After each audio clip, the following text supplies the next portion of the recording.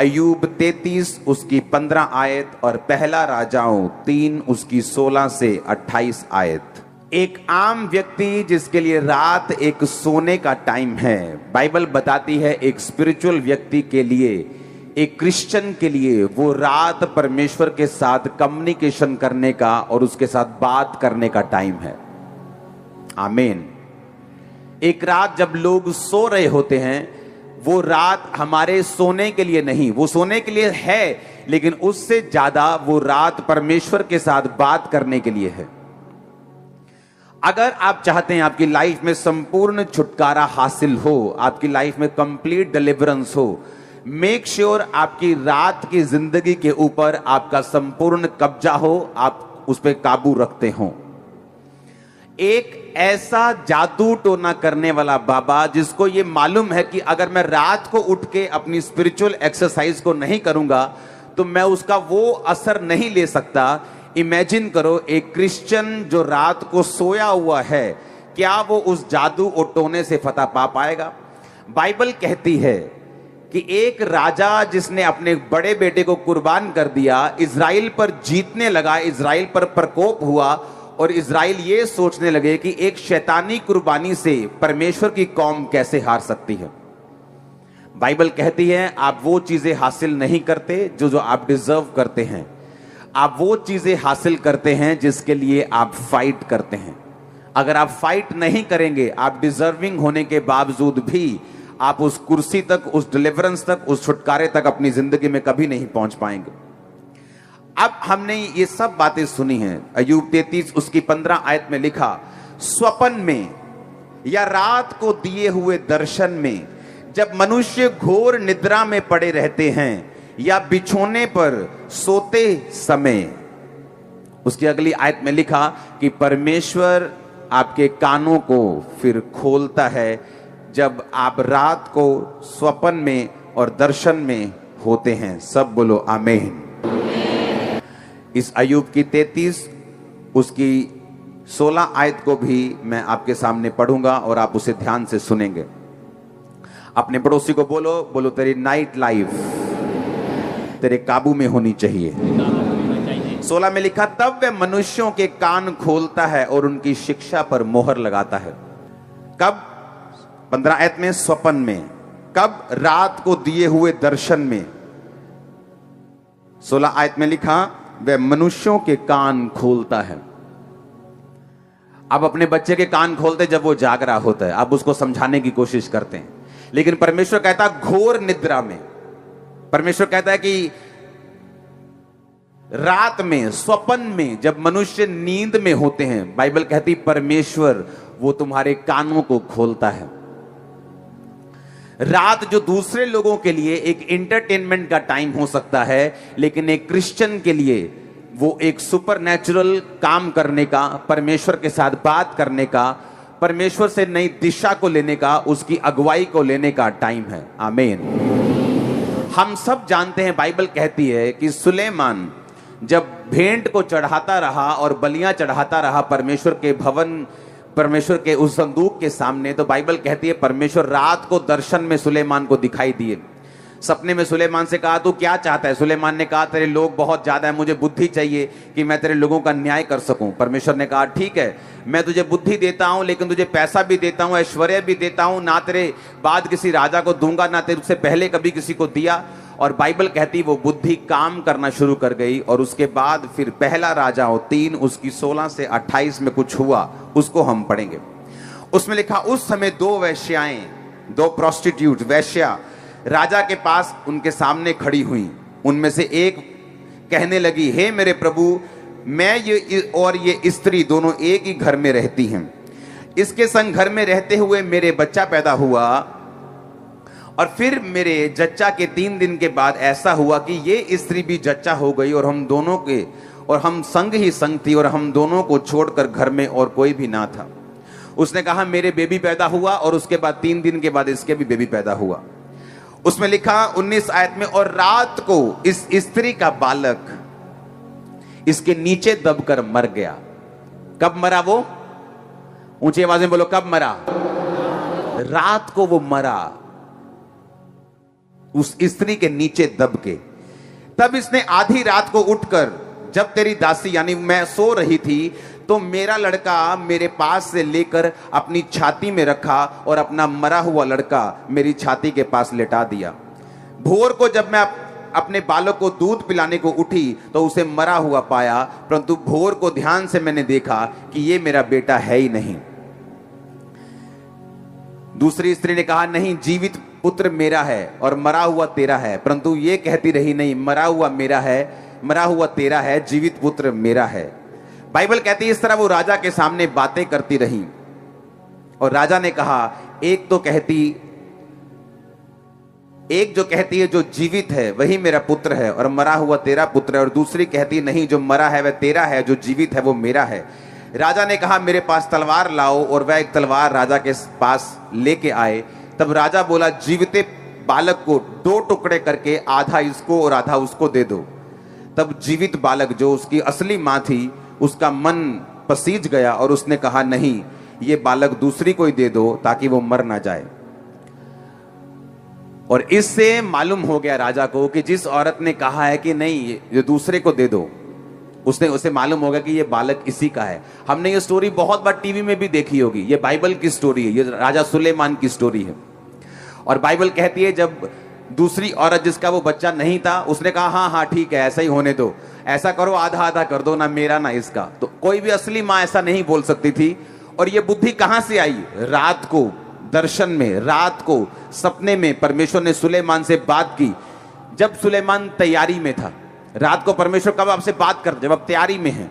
वो बीज बोकर गया था, वो प्रार्थना में था, वो मेडिटेशन में था कि परमेश्वर तेरी इतनी बड़ी लोगों का मैं न्याय नहीं कर सकता, मेरे पास संसारिक बुद्धि बहुत हो सकती है, लेकिन तेरे लोगों का काम करने के लिए, इनका न्याय करने के लिए मुझे स्पिरिचुअल विजडम चाहिए, मुझे तेरी ग्रेस चाहिए, मुझे आत्मिक ताकत चाहिए, मैं इतना बड़ा काम कैसे कर सकूंगा।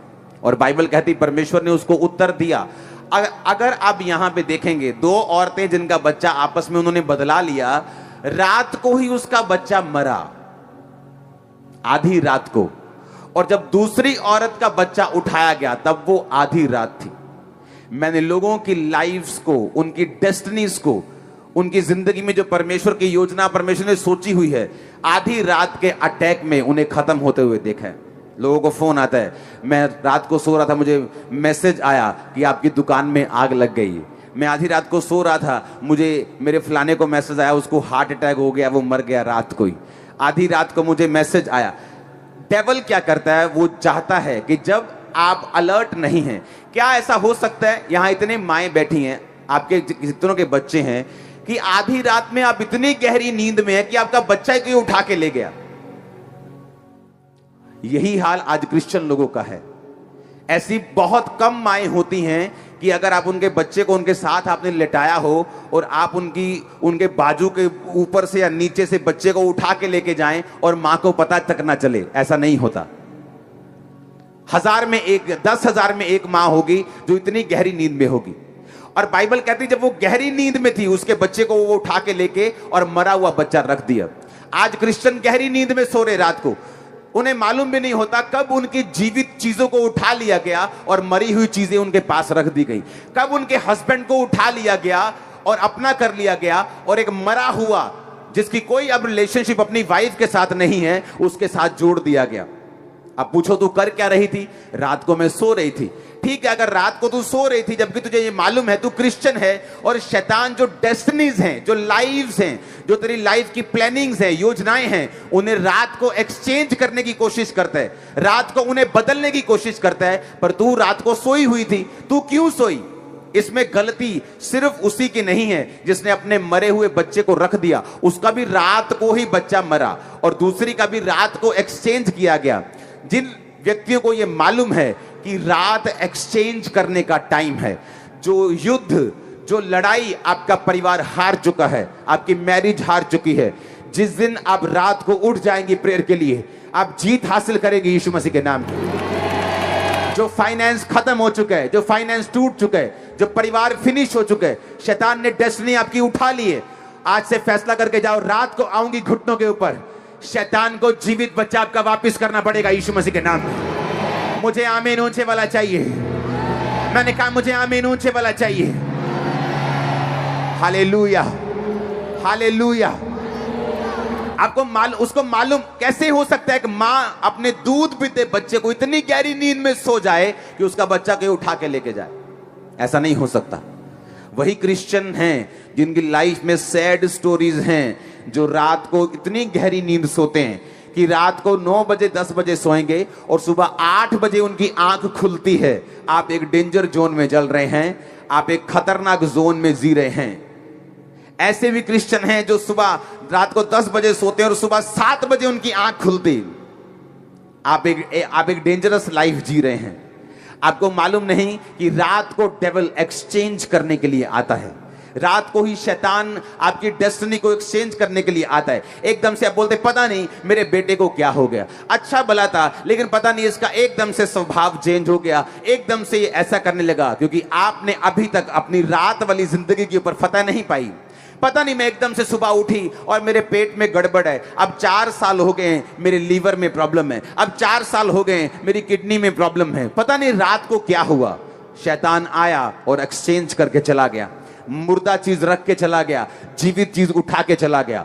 अब आपका शैतान को जूती मारने का, उसके खिलाफ उठने का, रात को प्रार्थना करने का, एक्सचेंज करने का टाइम आ चुका है चर्च यीशु मसीह के नाम। मेक श्योर आपके पास हफ्ते में 1 दिन या 2 हफ्ते में 1 दिन ऐसा टाइम हो जब आप फुल नाइट प्रार्थना करें।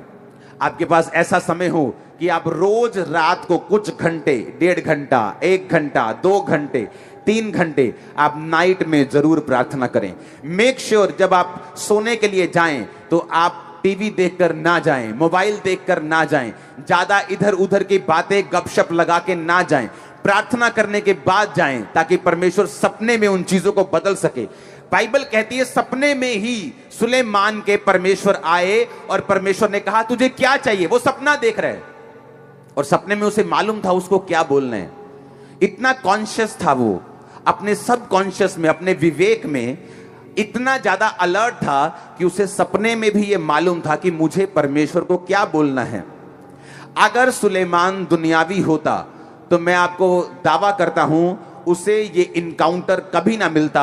परमेश्वर सपने में उससे कभी बात नहीं कर सकते। बाइबल कहती है परमेश्वर अब्राहम को ब्लेस करना चाहते थे और कहा कि मैं तुझे बच्चा दूंगा।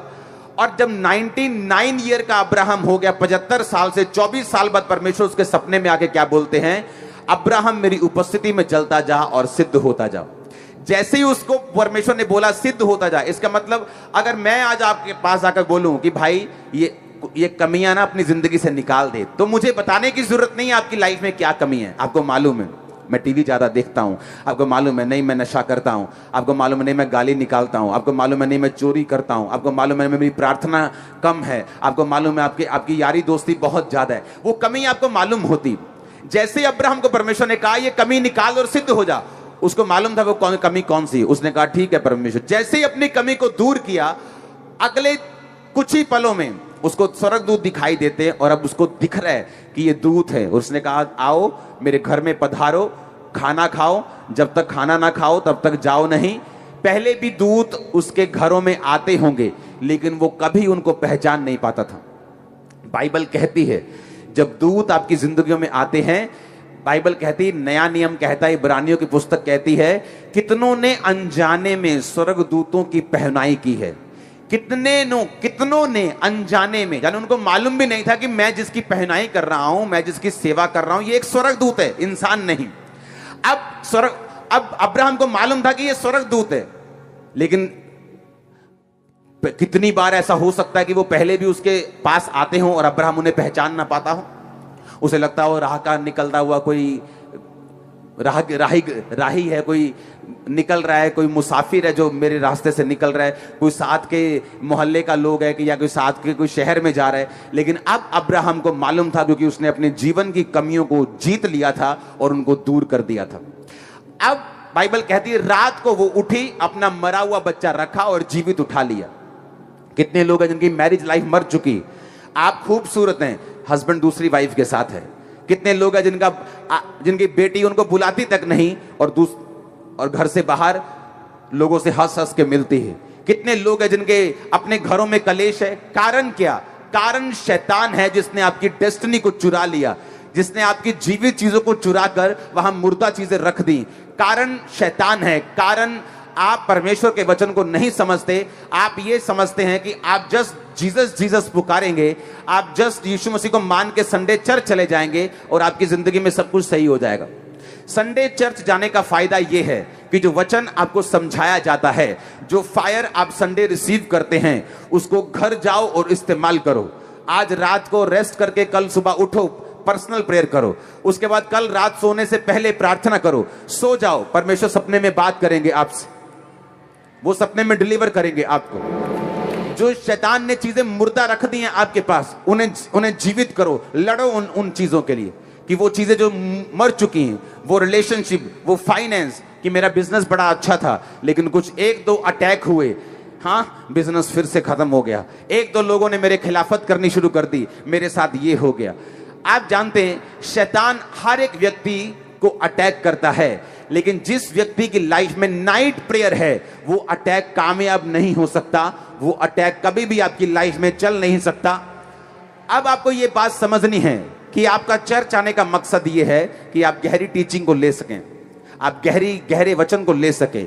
आपने जब वचन को सुन लिया, आपको ये मालूम हो गया कि एज ए क्रिश्चियन मेरी ये ड्यूटी है। मैंने सुबह समझाया था कि वो परमेश्वर जो जीवित है, वो परमेश्वर जो औरत के द्वारा आया, वो परमेश्वर जैसा इस दुनिया में ना था, ना है, ना कोई होगा, वो जीवित परमेश्वर जिसने आपको और मुझे बनाया, जिसने सारी गैलेक्सियां बनाई, जिसने सारे प्लैनेट्स बनाए, जिसने सभी देखी हुई वस्तुओं को बनाया, समुद्र बनाए, आकाश बनाया, वो परमेश्वर जब चेले चुनने की बारी आती है, प्रेरित चुनने की बारी आती है, तो बाइबल कहती है लूका 6:12 में कि वो सारी रात प्रार्थना करता है, पहाड़ पर जाके अलग जाके, और जब सुबह उठता है वो 12 प्रेरितों को चुनता है।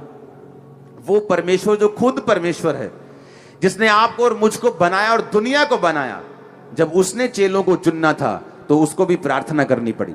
जब उसको क्रूज पे चढ़ना था, बाइबल कहती है गतसमनी बाग में वो सारी रात प्रार्थना करता रहा।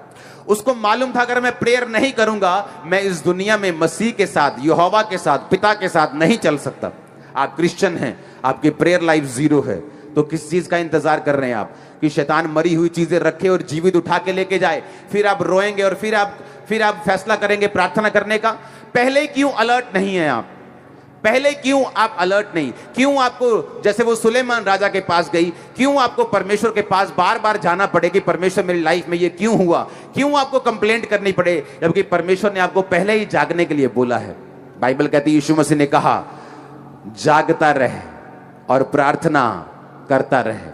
मुझे मालूम है रात को सोना जरूरी है, रात को आपकी बॉडी रिपेयर होती है, जब आप सोते हैं आप फिजिकली, सुबह जब उठते हैं आप फ्रेश होते हैं, लेकिन वो सोना इतना ज्यादा शैतानी नहीं होना चाहिए कि आप 9 बजे सोएं और 9 बजे आपकी आंख खुले। ये कौन सा सोना है? ये तो सोना नहीं है, तो मरना ही है। आधा मर गए आप, तो आपने 12 घंटे सो के बिता दिए, मर के बिता दिए और कोई रिजल्ट नहीं निकाला। लेकिन जब आप रात को आपको प्रार्थना करने की आदत पड़ जाती, आपका वेरी जब मिलता है, हाँ आओ भाई जी बैठे, जरा एक प्लान करना है। कब करना है? आ जाओ रात को 10 बजे। जब वो प्लान करने के लिए बैठते हैं और जब आप घुटने लगाने के लिए बैठे होंगे, वो मूर्ख बन जाएंगे, मैं आपको बता रहा हूं। क्योंकि वो प्लान करेंगे रात को और आप घुटनों में बैठे होंगे रात को। इसलिए आपको किसी प्लानिंग की जरूरत नहीं। क्रिश्चियन लोगों को किसी के खिलाफ, जो आपके खिलाफ चल रहे हैं, उनके खिलाफ रातों को मीटिंग करने की जरूरत नहीं, प्लान करने की जरूरत नहीं। रात घुटने पे आ जाओ, परमेश्वर ऐसा दिमाग बांध देगा आप हैरान हो जाएंगे। वो ऐसा कंफ्यूज कर देगा आप हैरान हो जाओगे। याद रखो, हम स्पिरिचुअल तरीके के साथ चलने के लिए बुलाए गए हैं। आमीन। बाइबल कहती है एक राजा को मालूम हुआ कि मेरे ऊपर सब तरफ से अटैक होने वाला है। वो परमेश्वर को मानने वाला राजा था, वो परमेश्वर को जानने वाला। उसे मालूम था ना बल से ना शक्ति से, बल्कि उसकी आत्मा के द्वारा। बाइबल कहती है उसने अपने लोगों को इकट्ठा किया। उसने कहा सब लोग उपवास रखेंगे, सब लोग। अगर शारीरिक राजा होता तो क्या बोलता कि आज रात जितना खा सकते हो खा लो, तगड़े हो जाओ, बकरे वाट दियो, बैल वाट दियो, आंडे सारे ले आओ, कुकड़ वाट दियो सारे, हाँ खाओ आज चंगी तरह, पियो शराब चंगी तरह, तगड़े हो जाओ, भी हो जाओ तगड़े, कौमली लड़ना। हाँ तो क्या होता अगले दिन? इतनी पड़ती भाग जाते वो। लेकिन वो राजा समझदार था, उसे मालूम था ना बल से ना शक्ति से, उसकी आत्मा के द्वारा।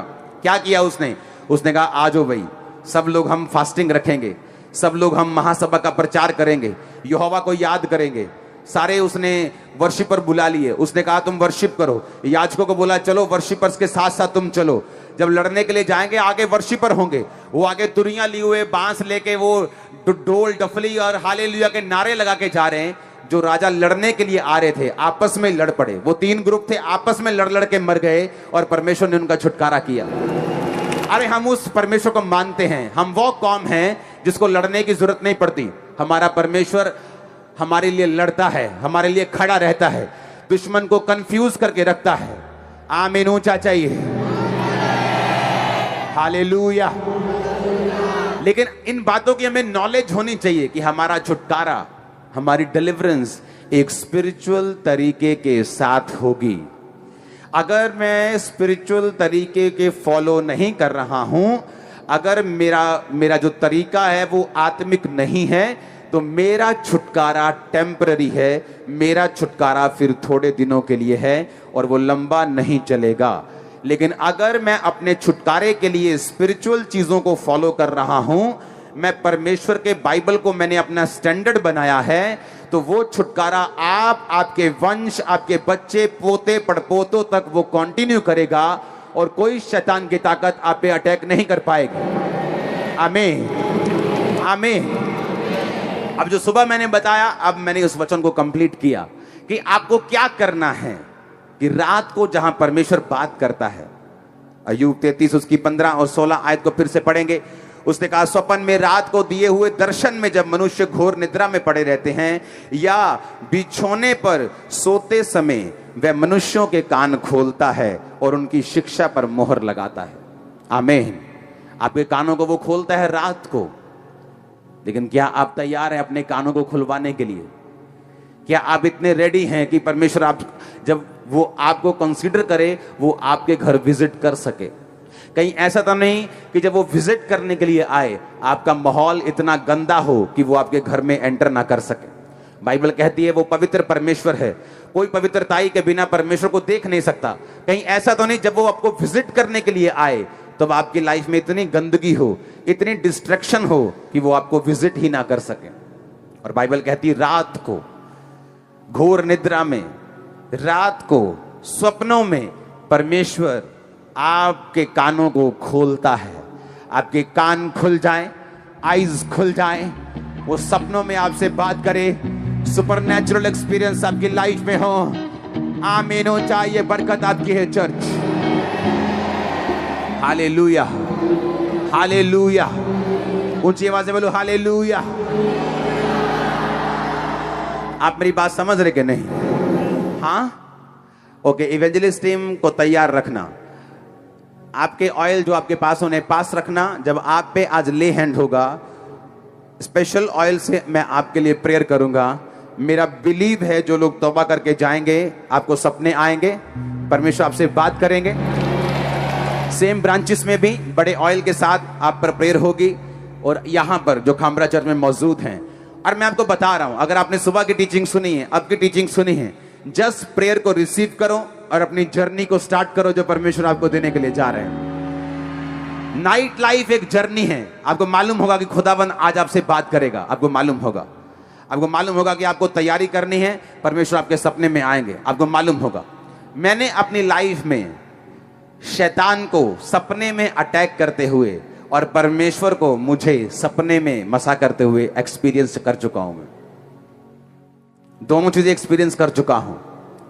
शैतान के अटैक को आपने ब्रेक कर दिया जब मैंने प्रेयर्स बढ़ाई। जब पर मैं बहुत तब बिल्कुल बच्चा था, मसीह में 1 साल भी नहीं हुआ था मसीह में आए। ये तब की बात है जब शैतान सपनों में तंग करता था। लेकिन जब आप समझ जाते हैं, आप प्रेयर बढ़ाते हैं, आप फायर बढ़ाते हैं, आप समझ जाते हैं कि रात को मुझे तैयारी करनी है, वही शैतान है जिस पे आज हम अटैक करते हैं और वो भागता है, पूंछ अपने पैरों के नीचे दबा के भागता है यहां से। आमीन। आप तैयार हैं क्या?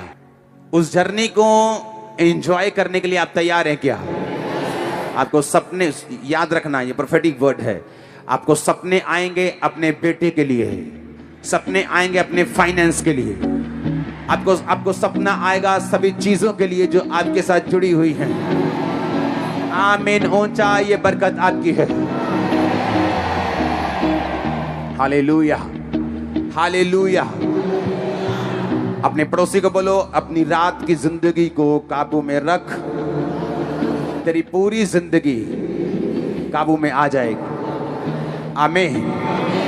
नाइट प्रेयर्स, प्रेरितों को मालूम था उसकी वैल्यू का, इसहाक को मालूम था, याकूब को मालूम था, पौलुस को मालूम था, जीसस क्राइस्ट को मालूम था।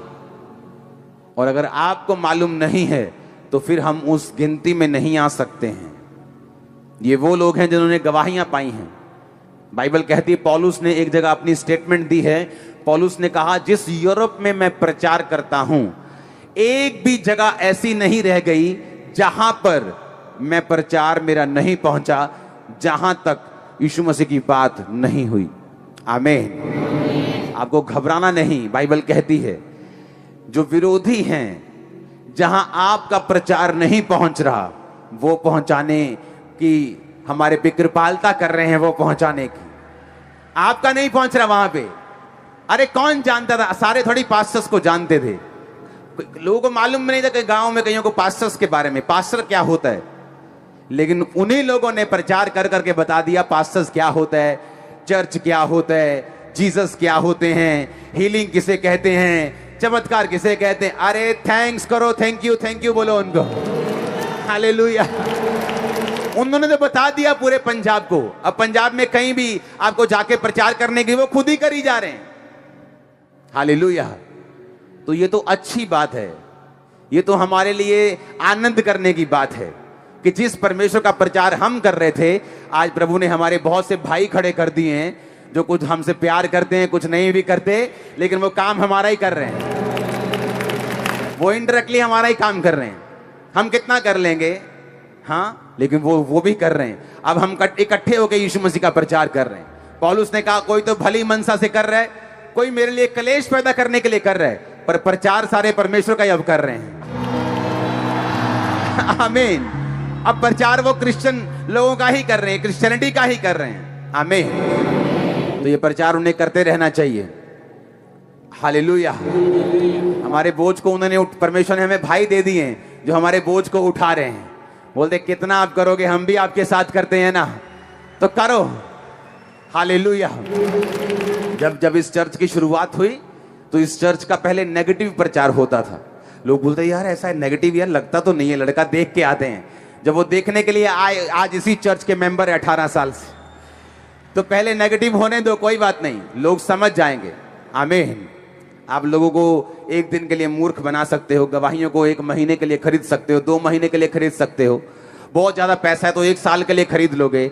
अरे पर इतने लोग पंजाब में आज 60 लाख लोग क्रिश्चियन हैं, इतने लाखों लोग, इतने करोड़ों लोग कैसे खरीद सकते हो? और हर संडे और हर थर्सडे और हर संडे और हर थर्सडे और रोज। आमीन। और लोग एक्सपीरियंस कर रहे हैं परमेश्वर की पावर को। आज से जब आप नाइट प्रेयर में चले जाएंगे, आप जब अपनी नाइट लाइफ के ऊपर काबू कर लेंगे, परमेश्वर आपसे बात करेगा, वो आपको छुटकारा भी देगा, वो आपको डिलीवर भी करेगा, वो आपको आजाद भी करेगा, आपसे बात भी करेगा, आपको शांति भी देगा, आपकी फैमिली को बचाएगा भी, आपके स्वभाव को चेंज करेगा, आपकी रूहों को बचाएगा जो आपके घराने में हैं। वो सारी चीजें आपकी लाइफ में होनी शुरू होंगी यीशु मसीह के नाम में। अगर बड़ा छुटकारा लेना है, अगर ऐसा छुटकारा है जो नॉर्मल तरीके से नहीं हो सकता, आपकी लाइफ में नाइट प्रेयर की कमी है। मैं जानता हूं, मेरे लोग जानते जो मेरे साथ रहते थे, किस तरह हम नाइट प्रेयर्स करते थे। कई बार रात को 8 बजे बैठना, 2 बजे उठना, 6 घंटे लगातार बैठे, कभी वर्शिप सुनने, कभी बाइबल पढ़नी, कभी प्रेयर करनी, कभी फिर से वर्शिप, कभी फिर से 6 घंटे लगातार बैठना। हमें मालूम है जो मैं मांग रहा हूं, अगर तो किसी को सिर दर्द है वो क्रोसिन से छुटकारा पा सकता है, लेकिन उसके सिर में अगर कैंसर है तो वो क्रोसिन से छुटकारा नहीं पा सकता। तो बीमारियां तो, केसेस तो हैं बड़े बड़े कि बेटा बिगड़ा हुआ है, पति बिगड़ा हुआ है, घर बिगड़ा हुआ है, गरीबी नाच रही है, केसेस तो बड़े बड़े हैं। प्रार्थना 15 मिनट की है, काम हो जाएगा। केस तो बड़ा है, शैतान तो आपके सामने खड़ा है, लेकिन आपकी प्रेयर 10 मिनट की है। हाँ मेरी वाइफ कर दी है प्रेयर, हाँ मेरे घर दे कर दे है प्रेयर, ठीक है तेरे घर दे चल जाएंगे स्वर्ग दे विच नरका च फिर खेडी दूं गेमा। हाँ, कितने मेरी बात को समझ रहे हैं? आपको जो रिजल्ट लेना है, आपको उस मुताबिक चलना पड़ेगा। एक स्टूडेंट सारा साल ना पढ़ के अगर साल के आखिरी दिन रोजे रख ले तो वो पास नहीं हो सकता, क्योंकि परमेश्वर ने उसे बुद्धि भी दी है, उसे अलर्ट भी किया है, उसको तैयारी रखने के लिए बोला है। यीशु मसीह ने कहा जब तुम किसी घर को बनाने लगो तो देख लो कम से कम आधा पैसा तो तुम्हारे पास है कि नहीं, कुछ है कि नहीं। ऐसा ना हो कि तुम 20,000 का घर और 10,000 तुम्हारे पास हो, शुरू कर दो, रास्ते में रुक जाओ। ये सोच लो कि अगर मैं इतना बड़ा घर बना रहा हूं, अब मेरे पास आधा है, थोड़ा अब आ जाएगा, ये फिक्स डिपॉजिट है, तो तभी शुरू करो। परमेश्वर ने कहा बिना प्लान के कोई काम शुरू मत करो। तो क्या प्लान है आपका? कोई प्लान नहीं। प्रेयर करने का कोई प्लान नहीं, फास्टिंग करने का कोई प्लान नहीं, तो फिर परमेश्वर कैसे आपको छुटकारा देगा? साल के आखिरी दिन अगर रोजे रख के स्टूडेंट रोने लगेगा कि परमेश्वर मैं तुझे मानता हूं, मैं क्रिश्चियन हूं, अब मुझे पास होना है, तो वो सिर्फ बेशर्मी है और कुछ नहीं, और सिर्फ शर्मिंदगी की अब वो वेट कर रहा है जब उसका रिजल्ट 0 आने वाला है। अगर आपको रिजल्ट अच्छा चाहिए, आज से तैयारी करनी है। आमीन। वो इमरजेंसी प्रेयर सुनता है परमेश्वर, मैंने देखा है, मेरी लाइफ में देखा है। और बताओ, इमरजेंसी प्रेयर कि पहले मेहनत नहीं की लेकिन इमरजेंसी में प्रेयर की, वो कामयाब हो जाती है। लेकिन अगर आप बोले हर बार इमरजेंसी में प्रेयर करेंगे तो हर बार परमेश्वर आपको उत्तर नहीं देगा। कितने मेरी बात को समझ रहे हैं? मैंने ऐसे लोगों को देखा है कि पाप में फंसे हुए, अब कहीं फंस गए बड़े केस में, हाँ सांप ने काट लिया है या कुछ ऐसी बीमारी हो गई, फिर रोते हैं, अरे प्रभु मर गया, एक बार छुड़ा ला मैनू। रात को परमेश्वर छुड़ा लेता है क्योंकि वो दयावान है। लेकिन अगर आप फिर पाप में फंस जाएंगे, फिर खुदाबंद को इमरजेंसी प्रेयर करेंगे, परमेश्वर आपको नहीं छुड़ाएगा। कई बार वो इमरजेंसी प्रार्थना सुन लेता है ताकि उसे आपको बता सके कि वो सब कुछ करने की ताकत रखता है, वो आपकी मेहनत से भी ज्यादा करने की ताकत रखता है। लेकिन अगर आपको आदत पड़ गई गंदी इमरजेंसी प्रेयर करने की, तो परमेश्वर नहीं चाहता कि आप सिर्फ इमरजेंसी प्रेयर करें, सिर्फ स्टपनी की तरह परमेश्वर को इस्तेमाल करें। वो ये चाहता है कि आप उसके साथ संबंध बना के रखें, रोज प्रेयर करें, फास्टिंग को अपनी लाइफस्टाइल में अपनाएं, नाइट प्रेयर का लाइफस्टाइल बनाएं, और हर एक सिस्टम अपनी लाइफ में सेट करें। ये नहीं अगर नाइट प्रेयर करें तो अपने परिवार को आउट कर दें, अपने परिवार के साथ फाइट शुरू कर दें। आपको मालूम होना चाहिए नाइट प्रेयर का मतलब सिर्फ रात को 1 बजे नहीं, नाइट प्रेयर 8 से 11 को भी आप नाइट प्रेयर में गिन सकते हैं। हाँ, सुबह तड़के 3 से 5 को भी आप नाइट प्रेयर में गिन सकते हैं। यानी आप अपने पति से लड़ने लग जाएं, अपनी पत्नी से लड़ने लग जाएं, अपने बच्चों से लड़ने लग जाएं कि मुझे रात को इतने बजे बैठना है, और घर में आपके बर्तन गंदे हों, काम पड़ा हुआ हो और बिजली का बिल भरने वाला हो, तो परमेश्वर ऐसा नहीं चाहता। वो चाहता है आप बैलेंस बना के रखें अपनी स्पिरिचुअल लाइफ और अपनी घरेलू लाइफ के अंदर। आप ब्लेस्ड हैं आज। परमेश्वर के वचनों को सुनने के लिए हमारे चैनल को सब्सक्राइब कीजिए और हमारी लेटेस्ट वीडियो सबसे पहले देखने के लिए बेल आइकन को प्रेस कीजिए।